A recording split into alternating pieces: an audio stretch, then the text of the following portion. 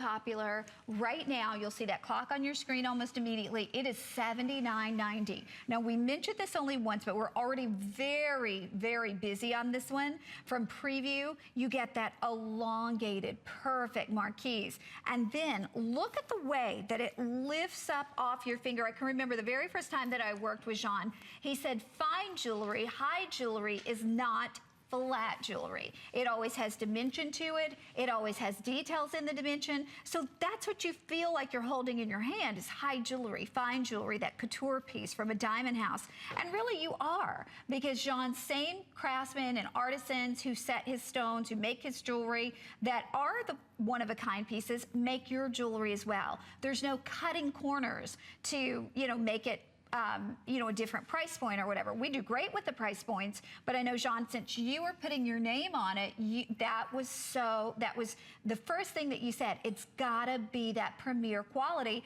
in the way the stones are set, and the way the stones are cut. It has to be everything like the real thing. It has to be, because otherwise the story doesn't add up. If I create diamond jewelry a certain way and then I turn around and invite you to the world of fine jewelry and diamonds, and I don't follow the same codes, then we've lost the credibility and the whole idea by creating this collection. For example, starting with the stone. If I was to buy a Marquise diamond, it has to look like what you're looking at. And that's the hard part, is that it's very hard for me to find.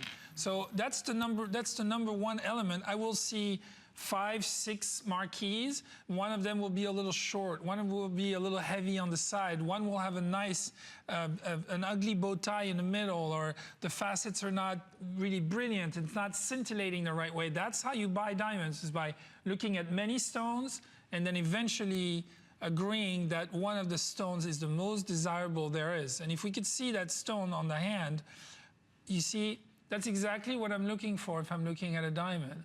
I'm looking for that brightness all the way across the stone from top to bottom. So that's a perfect Marquise. And then the mounting, as our customers have reviewed, that mounting, again, it's that concept of three-dimensional. We don't look at our hands straight on.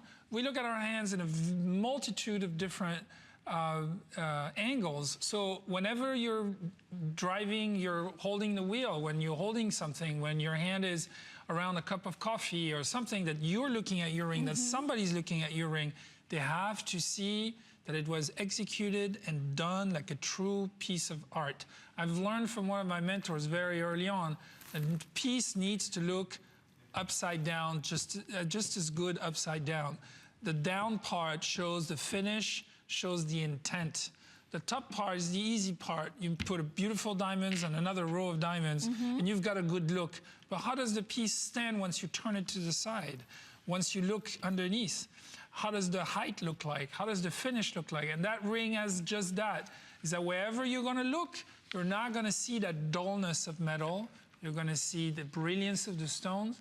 They follow one after the other. And if we were to count the sheer amount of stones that are on this ring compared to what we could make a Marquise